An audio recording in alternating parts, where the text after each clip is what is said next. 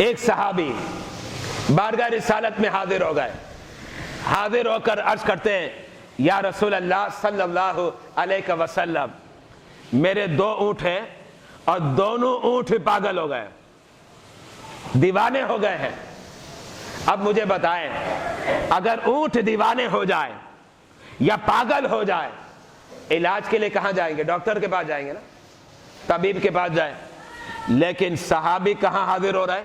بارگاہ رسالت میں، اس لیے کہ صحابی کو پتا تھا اگر وہ طبیب ہے، میرے مصطفیٰ طبیب اعظم ہے، میرے مصطفیٰ علیہ السلام جو ہیں وہ طبیب اعظم ہے۔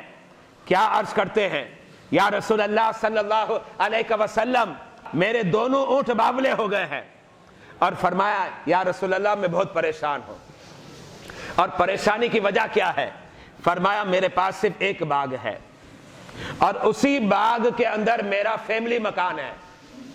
اب جب میں اس باغ میں داخل ہوتا ہوں، وہ جیسے مجھے دیکھتا ہے فوراً حملہ کرنے کے لیے بھاگتا ہے۔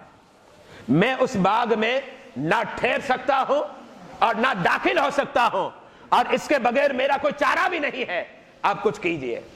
میرا آقا علیہ الصلوۃ والسلام چاہتے تو رد فرما دیتے، انکار کر دیتے، کہتے بھائی جاؤ کسی ڈاکٹر کے پاس جاؤ، آج کی زبان میں کوئی انجیکشن وغیرہ لگواؤ، کوئی میڈیسن لے لو، آج کی زبان کے اعتبار سے بتا رہا ہوں، اس زمانے میں جو ہوگا اسی انداز میں کہا جائے گا۔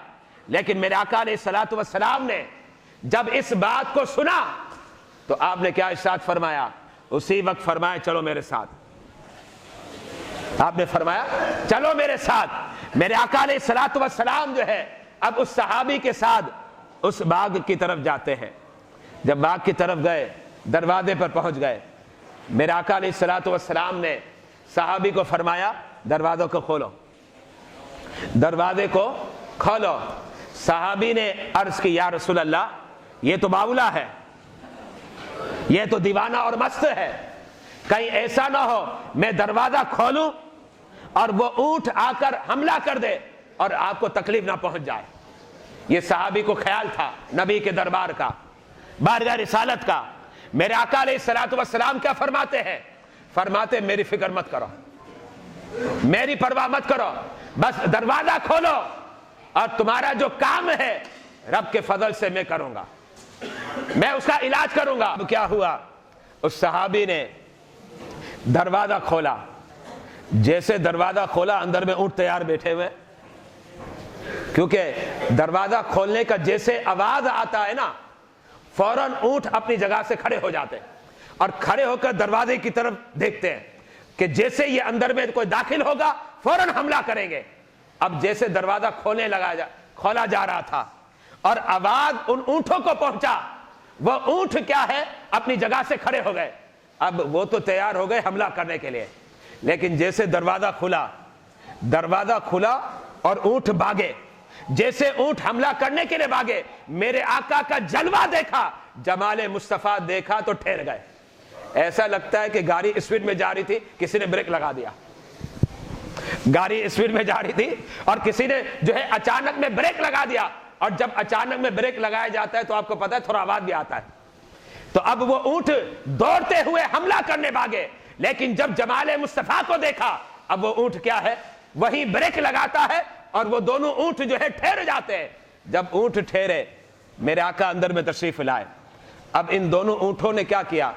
میرے آقا کے قریب ہوئے۔ صحابی تھوڑے ڈر رہے تھے کہیں حملہ نہ کر دے، یہ اونٹ کی کوئی سازش نہ ہو، یہ اونٹ کی کوئی سازش نہ ہو۔ لیکن اونٹ جب آگے آیا، میرے آقا کے سامنے اپنے زانوں کو بچھا کر بیٹھ گیا۔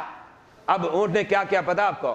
اپنی گردن کو ایسے جھکا دیا جیسے کوئی غلام اپنے آقا کے سامنے جب شرمندہ ہو جاتا ہے تو اپنے سروں کو جھکایا کرتا ہے، اس انداز میں اونٹ جھکا دیتا ہے۔ اب میرے آقا علیہ الصلوۃ والسلام نے کیا کیا؟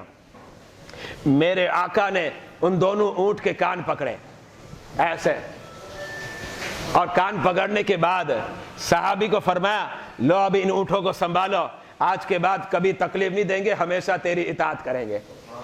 اور صحابی کیا فرماتے ہیں؟ صحابی نے فرمایا، وہ فرماتے ہیں یا رسول اللہ ایسا کرم ہو گیا ہے کہ دیگر اونٹ اتنے فرما بدار اپنے آقا اور مالک کے نہیں ہوتے جتنے یہ دونوں اونٹ میرے فرما بدار ہو گئے۔